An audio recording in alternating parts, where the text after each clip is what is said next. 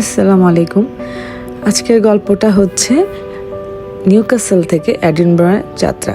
So আজকের গল্পে আমরা এডিনবরাটা ঘুরে দেখব, স্কটল্যান্ডের ক্যাপিটাল।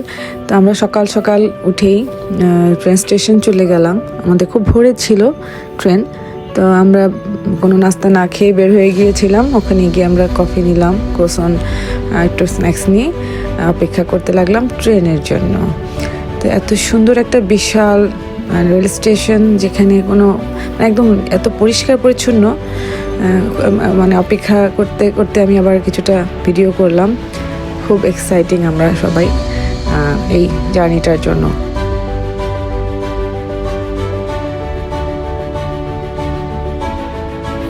আমরা ট্রেনে উঠে পড়লাম, তো যাত্রা শুরু হয়ে গেল। সুন্দর একটা যাত্রা। সে জানালার পাশেই বসলাম কফিটা নিয়ে।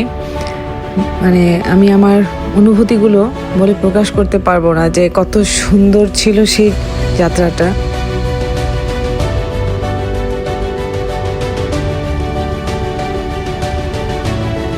আস্তে আস্তে সূর্য উদয় হচ্ছিল।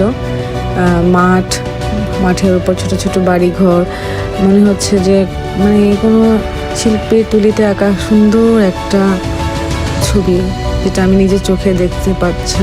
সুবহানাল্লাহ, এই দৃশ্য দেখার সৌভাগ্য আল্লাহ আমাকে দিয়েছিলেন।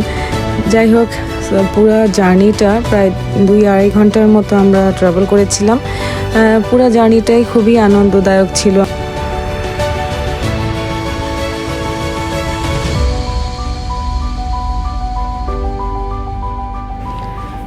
এত মনোমুগ্ধকর ছিল চারিদিক। মানে যত দেখছি তত মানে অবাক দৃষ্টিতে দেখছি যে আল্লাহর সৃষ্টি কত সুন্দর, কত নিখুঁত, সেটা ভাষায় প্রকাশ করার না।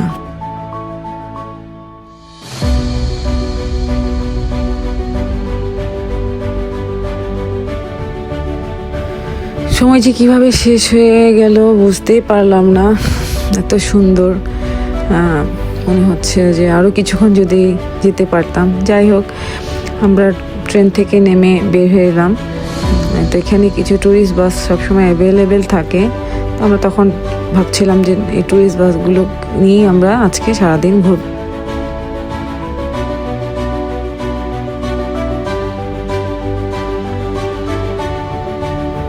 বিভিন্ন মুভি সেটে, বিভিন্ন ট্রাভেল ব্লগে আমি অনেক দেখেছিলাম এই শহরটাকে, আজকে নিজের চোখে দেখছি।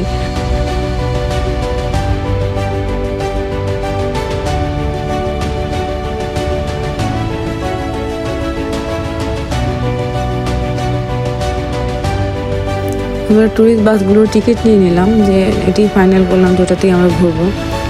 তো ট্যুরিস্ট বাসগুলোর মধ্যে একটা সুবিধা যে ওরা মানে হেডফোন দিয়ে দিবে। হেডফোনটা দিয়ে শোনা যায় যে কোথায় কোথায় কোন স্পটটা আছে, কোনটাতে টিকিট লাগবে, কোনটাতে টিকিট ফ্রি।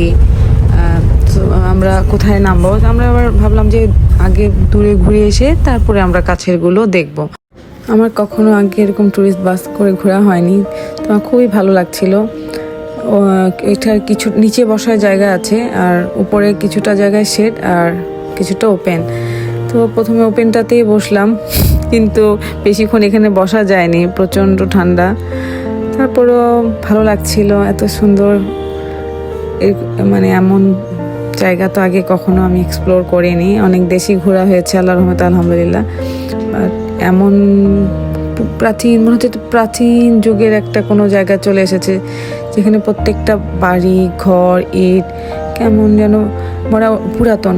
আমার এই বিষয়টা খুবই ভালো লেগেছে ইংল্যান্ডে গিয়ে, যে ওরা ওদের ঐতিহ্যের যে চিহ্নটা ওটা এখনো মুছে ফেলেনি।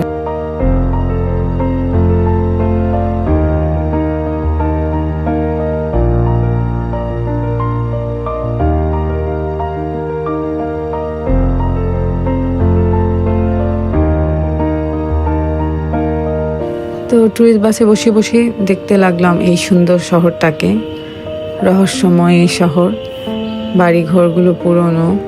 তো আমাদের প্রথম গন্তব্য হচ্ছে যে আমরা প্রথম দেখব দ্য রয়্যাল ব্রিটানিয়া, যে শিপটা, সেটা।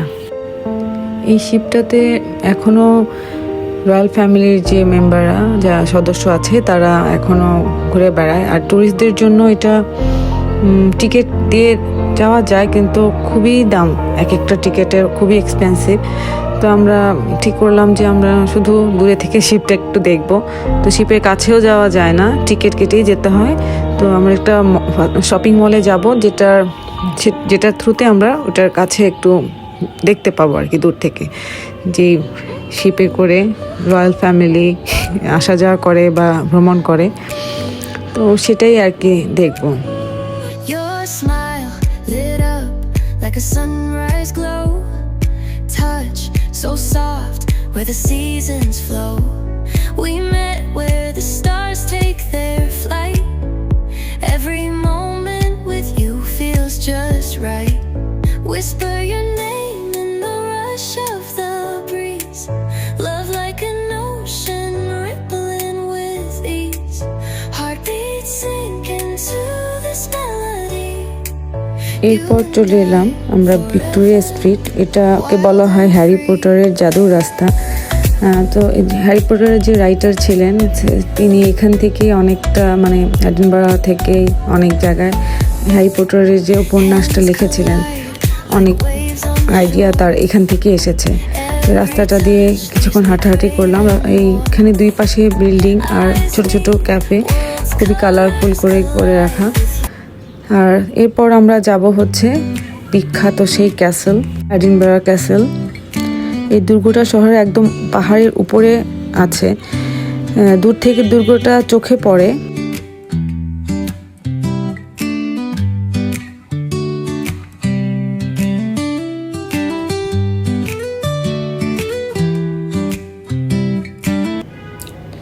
তো ক্যাসেল দেখে নামার পর চোখে পড়লো কিছু সুভিনিয়রের দোকান। তো আমরা ওগুলোতে ঢুকলাম কিছুক্ষণ।